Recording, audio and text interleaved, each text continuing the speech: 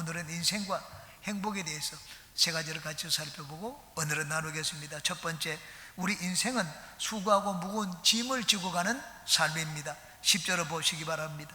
하나님이 인생들에게 노고를 주사 애쓰게 하신 것을 내가 보았노라고 했습니다.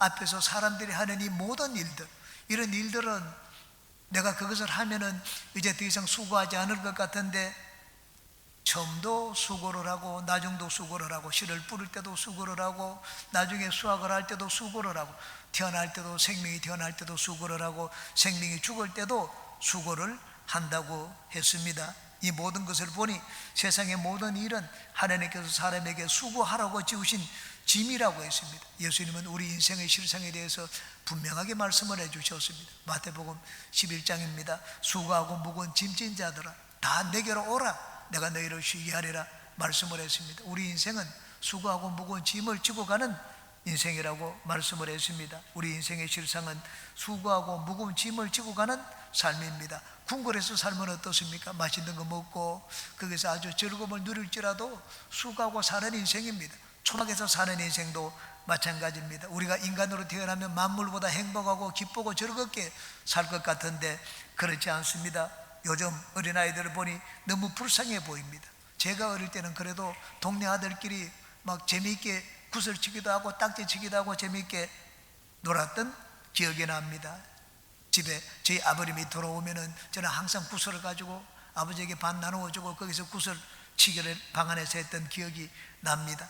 요즘 아이들을 보니까 그렇지 않습니다. 어린아이 때부터 장래 일을 준비하는 교육을 시키는 것을 보았습니다. 전도자는 9절과 10절에서 말합니다. 일하는 자가 열심히 일한다고 해서 무슨 유익이 있겠느냐? 그것들은 모두가 다 하나님이 주신 수고로운 짐일 뿐이라고 말씀을 하고 있습니다. 우리가 예수님을 믿고 잘 살아보려고 합니다. 그것도 짐입니다. 예수님을 믿고 바르게 살고 거룩하게 살려고 합니다. 그건 더 큰 짐입니다. 요즘은 죽을 때까지 기다리는 것이 참으로 무거운 짐이 되는 그런 세상이 되었습니다. 조선시대에서는 제일 오래 살았던 사람이 환관이었습니다. 성적인 욕구 그런 거 다 그것에 당한 환관이 평균 나이가 수명이 70세였습니다. 왕은 어떻습니까? 모든 걸 더 가지고 누리는 왕은 평균 연령이 46세였습니다. 선비, 양반들은 평균 연령이 50에서 55세였습니다. 농민과 이 상인들은 평균 연령이 35세 이하였습니다. 우리가 보면은 상상할 수 없는 그런 삶을 살았습니다. 제가 어릴 때만 해도 어른들이 환갑을 지내기가 어려웠습니다. 그래서 어느 집에서 환갑을 지냈는데 잔치를 거창하게 했다 그런 말들을 제가 들었던 기억이 납니다. 요즘은 그렇지 않습니다. 환갑은 아직 노인 축에도 들지를 못합니다. 요즘은 의료 시스템이 좋아서 한국의 국민들의 평균 기대 수명이 83.5세입니다. 23년 통계입니다. 그렇기 때문에 여러분 오래 산다고 하는 것 조금만 더 생각해 보면 그것이 결코 반가워할 만한 일이 아닙니다. 저는 이번에도 어머님을 뵙고 인사를 드렸습니다. 저희 어머님이 건강하게 보였습니다. 그래서 제가 어머니께 말씀드렸습니다. 평소에는 100세까지 사시겠다고 하는데 이번에는 제 표현이 좀 달랐습니다. 어머니 보니까는 110세까지 거뜬하게 사시겠습니다. 그렇게 말씀을 드렸습니다. 저는 어머님을 좀 이렇게 막 치켜 세워 드리고 힘을 주고 그렇게 했는데 어머니 갑자기 표정과 어투가 달라졌습니다. 그럼 고문하는 말을 하지 마라 그렇게 하시더라고요. 오래 사는 것은 고문이라고 하셨습니다. 여러분 젊을 때 건강할 때는 오래 살면 좋고 오래 살기를 바라죠. 근데 나이가 들어가지고 모든 것이 아픈 사람 그리고 삶이 모든 것이 풍족하지 않은 사람 그런 사람은 오래 사는 것이 짐일 수가 있고 고통일 수가 있습니다. 지금 우리 사회가 점점 그렇게 되어가고 있습니다. 오래 사는 것이 무거운 짐이 되는 그런 사회가 되어갑니다. 정년 퇴직하고 난 다음에 지금은 30년은 더 살아야 됩니다. 이제 노인들의 연령을 올리자고 합니다. 70세까지 올려도 100세까지 살면 30세, 90세까지 살아도 20년을 더 살아야 됩니다. 경제력이 있거나 재산을 좀 모아둔 것이 있는 분들은 오래 사는 것이 오히려 즐거움이 될지도 모르겠습니다. 그런데 몸이 불편하고 가진 것이 없는 사람들은 오래 사는 것이 아주 고통스러운 짐입니다. 한 번은 아내가 저에게 물었습니다. 여보, 우리가 은퇴하고 생활하려면 돈을 좀 모아둔 게 있어야 되지 않겠느냐? 그렇게 얘기를 했습니다. 그래서 제가 아내에게 얘기했습니다. 한 5억 정도 있으면 되지 않겠느냐? 안 되면 나중에 뭐 집을 잡혀서 주택연금을 받아서 살면 되지. 그랬더니 내가 저한테 보여주더라고요. 계산을 해가지고 5억 가지고 얼마 살고 주택연금 받아가 얼마 사는지 저한테 보여주더라고요. 아무리 오래 살아도 20년은 못 살더라고요. 그럼 나머지 10년은 어떻게 합니까? 노후에 보통 30년은 사는데 은퇴하고. 야, 이거 나하고 아내가 어떻게 극단적인 방법을 생각해야 되느냐? 그렇게 생각했던 적이 있습니다. 이제는 은퇴하는 순간부터 죽을 때를 걱정해야 되는 그러한 시대가 되었습니다. 여러분, 이 성경이 기록된 시대, 주전 1000년 솔로몬이 살았던 그 시기에도 수고하고 무거운 짐을 가지고 가는 삶이었습니다. 예수님 때도 마찬가지였습니다. 지금도 그렇게 달라지지 않았습니다. 의술이 발달하고 과학 문명 시대에 우리가 다 살고 있지만 지금도 우리 인생은 수고하고 무거운 짐을 지고 가는 삶입니다. 그런 우리 인생에게 전도자는 인생의 행복이 무엇인지 우리에게 보여주고 있습니다. 두 가지를 보여주고 있습니다. 그러면 두 번째, 행복한 인생은 어떤 인생입니까? 행복한 인생은 기뻐하며 선을 행하며 사는 삶입니다. 한번 따라해 주시기 바랍니다. 기뻐하며 선을 행하며 살자. 12절과 13절을 보시기 바랍니다. 사람들이 사는 동안에 기뻐하며 선을 행하는 것보다 더 나은 것이 없는 줄은 내가 알았고, 사람마다 먹고 마시는 것과 수고함으로 낙을 누리는 그것이 하나님의 선물인 줄도 또한 알았도다고 했습니다. 먹고 마시고 수고하며 즐거움을 누리는 것, 이것이 하나님이 우리에게 주신 선물이라고 했습니다. 행복이라는 말입니다. 여러분, 먹고 마시라고 했는데 먹을 것 먹지 않고 마실 것 마시지 않고 막 절약하고 아껴가지고 자녀 교육을 위해서 내 평생을 바친 인생, 그런 인생은 존경받을 만한 인생입니까? 성경에 보니까 그건 행복한 인생이 아닙니다. 잘 산 인생이 아닙니다. 어릴 때부터 조기 교육을 위하여 막 가족이 헤어지는 그런 가정이었습니다. 기러기 가정이었습니다. 여러분, 기러기 가정이 하나님이 기뻐하시는 가정이 아닙니다. 기러기 가정이 되었다가 깨어지는 그런 가정 우리는 주위에서 종종 듣습니다. 먹을 것 먹지 않고 자녀들을 위해서 희생하여 살다가 평생 효도 한번 받아보지 못하고 이 세상을 떠나는 그런 분도 우리는 주위에서 봅니다. 저와 아내는 저 유천 택지에 음식점을 가끔 갑니다. 집에 가깝기 때문에.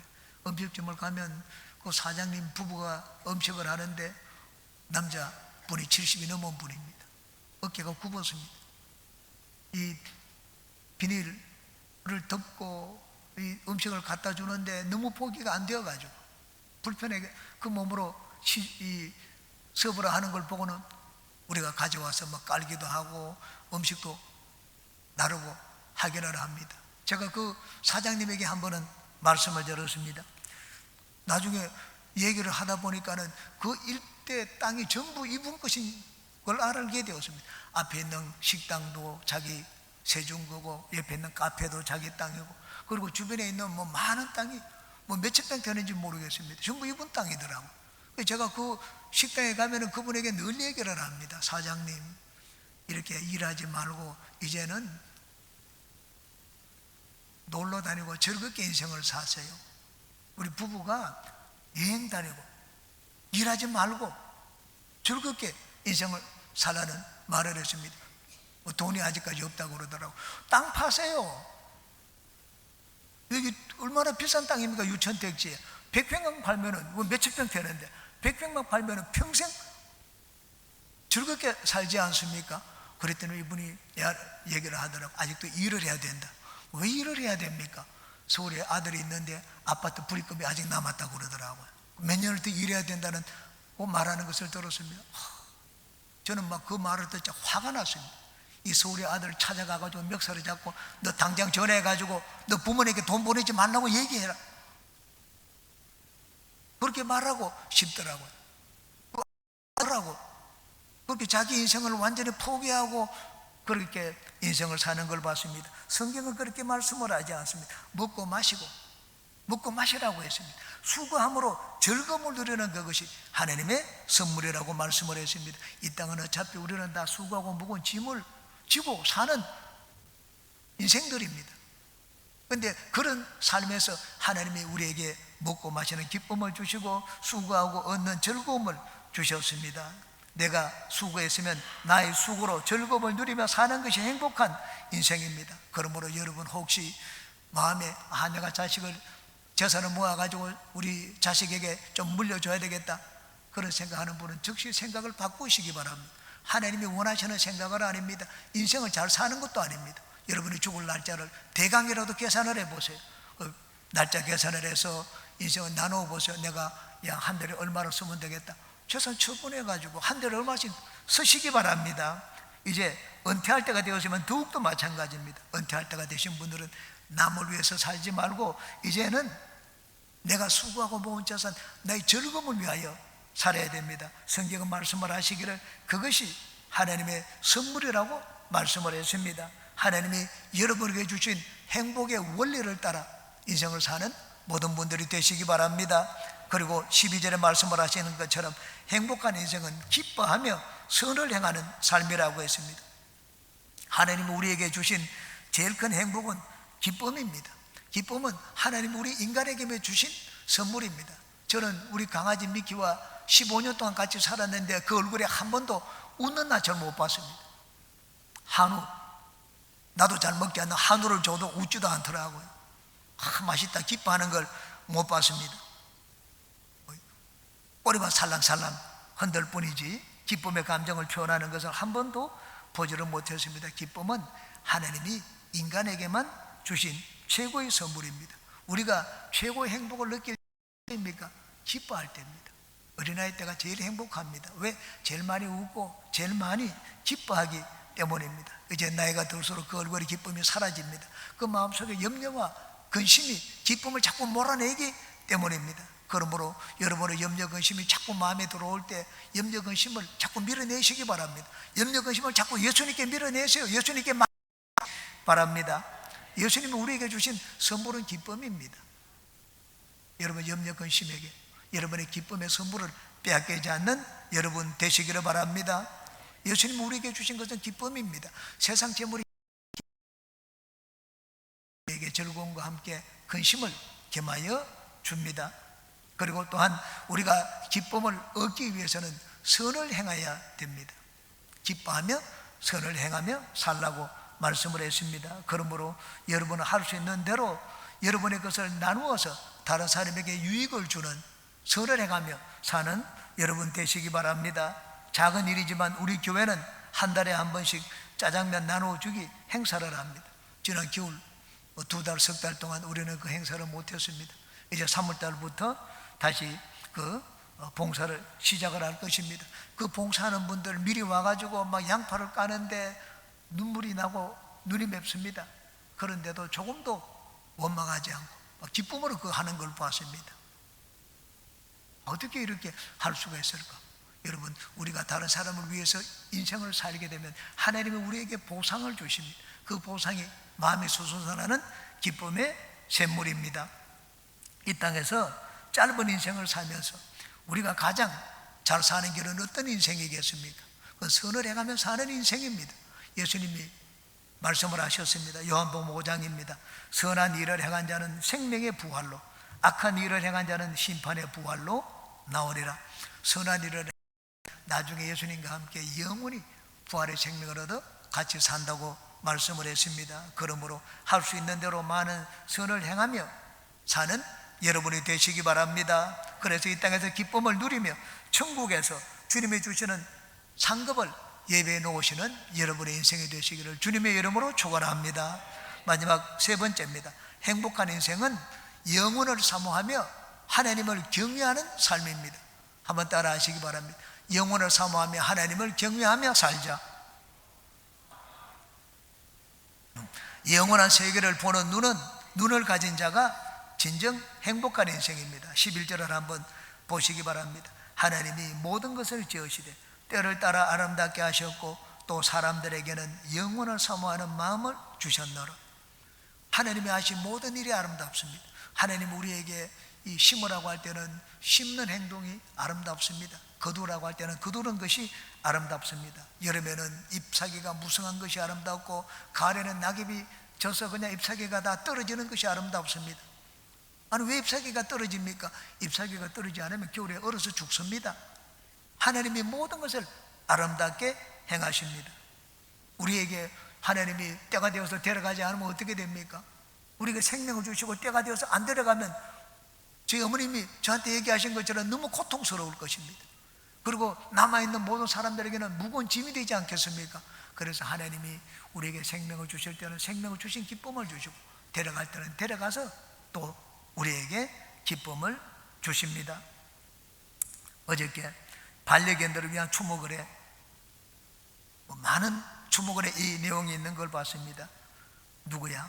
무지개 다리를 건너서 푸른 초원에서 건강하고 행복하게 잘 살면서 기다려라. 나중에 그곳에서 다시 보자. 무지개 다리를 건너서 다시 보자. 그렇게 적어놓은 글들을 봤습니다. 여러분, 반려견이 이 땅에 살 때 소망을 가지며 살겠습니까? 우리 개가, 강아지가 천국에 대한 이 영의 눈이 열려 있겠습니까? 그렇지 않을 것입니다. 그런데도 그 견주들은 전부 자기가 길렀던 강아지가 다 천국에 갈 것이라고 얘기를 하고 그 글을 적어 놓은 걸 봤습니다. 누구의 영혼입니까? 강아지의 영혼이 아닙니다. 견주들의 영혼입니다. 사람의, 인간의 영혼을 거기 적어 놓은 것을 봤습니다. 여러분, 천국과 영원한 세상부터 우리 인간이 꾸어온 이상향입니다. 그곳은 아픔과 슬픔이 없는 곳, 죽음이 없는 곳, 모든 것에 부족함이 없는 곳입니다. 철학자 플라톤은 그것을 이데아의 세계라고 말을 했습니다. 성경은 그것을 천국이라고 말을 하고 있습니다. 이 천국은 우리가 영원히 사는 곳입니다. 그러므로 하나님은 우리 인간에게 우리 마음에 세팅을 해놓았습니다. 우리가 태어날 때 우리 마음속에 영혼을 사모하고 영혼을 바라보고 영혼을 생각하는 그런 마음을 주셨습니다. 다시 말하여 천국을 소망하며 사는 마음을 주셨습니다. 이것이야말로 모든 것을 아름답게 하시는 하나님께서 우리 인간에게 행하신 가장 아름다운 일입니다. 내가 가장 아름다울 때가 언제입니까? 영혼을 사모할 때입니다. 천국을 소망하며 살 때입니다. 천국을 소망하며 사는 삶이 가장 행복한 삶입니다. 오늘 우리는 주님 앞에 나왔습니다. 왜 주님 앞에 나왔습니까? 주님이 우리에게 영원한 것을, 영원을 사모하는 마음을 주셨기 때문입니다. 이런 마음을 가진 저와 여러분이 진정 행복한 인생입니다. 전도자는 이 땅의 삶이 전부가 아니라는 것을 알았습니다. 그래서 영혼을 사모했습니다. 바울 사도도 마찬가지입니다. 이 땅에 있는 것을 구하기 위해서 한평생 노력하지 않았습니다. 바울 사도는 오히려 이 땅에 쥐고 있던 것, 바라던 것도 그 전부 다 놓았습니다. 그러고는 위에서 부르신 부름의 상을 위하여 달려갔습니다. 위를 보고 달려갔습니다. 영혼을 사모하는 마음을 가지고 바울 사도는 인생을 살았습니다. 우리는 다 이 땅에 발을 딛고 삽니다.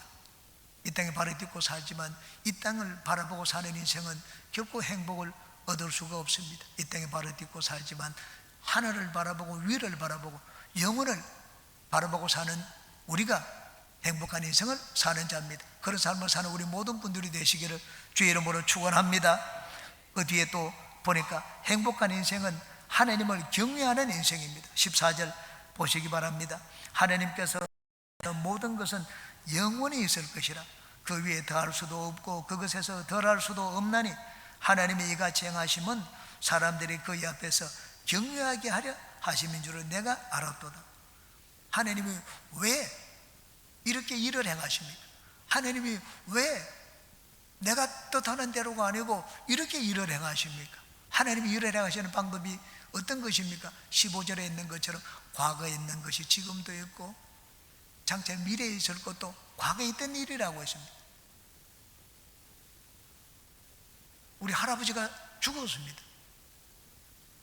할아버지가 죽은 것처럼 아버지도 죽었습니다. 아버지가 죽었기 때문에 나도 죽습니다. 장차 미래는 어떻습니까? 내 아들도 죽습니다. 하나님이 하시는 것을 보면 우리는 어리석은 삶을 살지 않습니다. 하나님이 하시는 것은 진짜 놀랍습니다. 우리를 혼동스럽게 만들지 않습니다. 어떤 사람은 사는데 어떤 사람은 살지 않고 죽는데 어떤 사람은 죽지 않고 산다면 사람들은 살아야 될지 죽어야 될지 고민스러울 것입니다. 그런데 하나님은 우리를 하여금 그런 고민하게 만들지 않았습니다. 이런 어리석은 고민을 한 자가 있습니다. 옛날에 진시황이었습니다. 그는 다 죽는데 과거에 있던 일이 오늘도 있고 내일도 있다는 것을 몰랐습니다. 하나님을 몰랐습니다. 그래서 영원히 살고 싶었습니다. 사람들을 보내가지고 동수사방으로 보내어서 늙지 않느냐 불사초를 구해오라고 했습니다. 신기한 약들을 구해왔는데 그 중에는 수은도 있었습니다. 아주 젊은 진시황 오히려 그 불로초를 먹고 더 일찍 죽었습니다. 아마 그 속에 수은이 들었기 때문에 일찍 죽었을 거라 그런 설이 있습니다. 50이 되지 못해서 죽고 말았습니다. 우리가 우리 자연의 이치를 바라보게 되면 하나님이 하시는 것을 보면은 야, 사람이 어떻게 이런 일을 할 수가 있는가? 하나님이 아니면은 이런 일을 할 수가 없다. 해가 떠서 동에서 떠서 서로 지는데 한 번도 그 일을 어긴 적이 없습니다. 하나님은 한결같이 우리가 잠을 자고 일어납니다. 해가 떨고 오라고 생각하기 때문에 바깥에 옷을 입고 나가서 일을 합니다. 해가 뜨지 않으면 일을 하지 않을 것입니다. 그런데 일을 합니다. 왜? 한결같이 하나님은 성실하게 변함없이 우리에게 같은 일을 행하시는 분이시기 때문입니다. 여러분, 하나님이 한결같이 행하시는 것을 보게 되면 우리는 그 뒤에 인간이 과연 이런 일을 할 수가 있겠는가? 인간이 아닌 어떤 진짜 전능하신 존재, 우리가 상상할 수 없는 그런 어떤 존재가 있기 때문에 이런 일이 일어나지 않겠는가? 하나님을 두려워하게 됩니다. 하나님을 경외하게 됩니다. 하나님을 경외하는 자는 함부로 인생을 살지를 않습니다. 성경에 보면 요셉의 이야기가 나옵니다. 요셉의 형들은 하나님을 두려워하지 않았습니다. 미움이 생기니까 이 요셉을 죽이려고 했습니다. 구덩이에 던졌다가 베냐민의 말을 듣고는 이제는 다시 건져가지고 애굽으로 내려가는 미디안 상인의 손에 팔았습니다. 종으로 팔았습니다. 이들은 하나님을 두려워하지 않고 집에 가서 능청스럽게 거짓말을 했습니다. 아버지에게 짐승이 아들을 죽여버린 모양이다. 우리가 이 옷을 가져왔다. 피를 묻혀가지고 그렇게 거짓말을 했습니다. 그렇게 하고도 양심의 가책을 받지를 않았습니다. 하나님을 두려워하지 않았기 때문입니다. 요셉은 그렇지 않았습니다. 요셉은 늘 하나님을 두려워했습니다. 하나님을 경외했습니다. 그래서 종으로 팔려갔더라도 자기에게 맡긴 일을 성실하게 했습니다. 거짓스럽게 일을 하지 않았습니다. 볼 때는 일을 하는 것처럼 하고 안 볼 때는 안 하고 그렇게 하지 않았습니다. 너무 성실하기 때문에 이 주인이 그 종에게 자기의 모든 살림을 다 맡겼습니다. 감옥에 가도 그렇게 했습니다. 억울한 오해를 받아 감옥에 왔는데도 요셉은 환경을 불평하고 원망하지 않았습니다. 하나님이 다 알고 계신다. 하나님이 보고 계신다. 이것이 충분했습니다. 하나님이 보고 계신다. 하나님이 알고 계신다. 그것이면 충분히 위로가 되었습니다. 다른 사람의 위로가 필요 없었습니다. 변명할 필요도 없었습니다. 이게 요셉이 경외하는 하나님이었습니다. 요셉이 하나님을 경외하게 살았더니 얼마 지나지 않아가지고 인생이 뒤바뀌게 되었습니다. 형들이 다 와서 요셉에게 무릎을 꿇고 그 앞에 절을 하게 되었습니다. 여러분, 진정 행복한 인생이 어떤 인생입니까? 이 솔로몬이 인생을 살아보고 우리에게 권면하라고 했습니다. 하나님이 우리에게 모든 자연의 이치, 삶의 이치 가운데서 하나님을 보여주시지 왜 그렇게 했겠는가? 하나님을 두려워하고 하나님을 경외하며 살라고 그렇게 했다고 말씀을 하고 있습니다. 하나님이 우리에게 그렇게 하신 것은 가장 행복한 삶이 무엇인지 우리에게 보여주신 것입니다. 하나님을 경외하며 살고 영혼을 사모하고 하늘나라를 바라보고 하나님을 경외하고 사는 삶이 행복한 인생입니다. 여러분은 우리가 땅에 발을 딛고 살지만 땅을 바라보고 살지 마시기 바랍니다. 위를 바라보고 살며 하나님을 경외하며 사는 분이 되시기를 주님의 이름으로 축원합니다.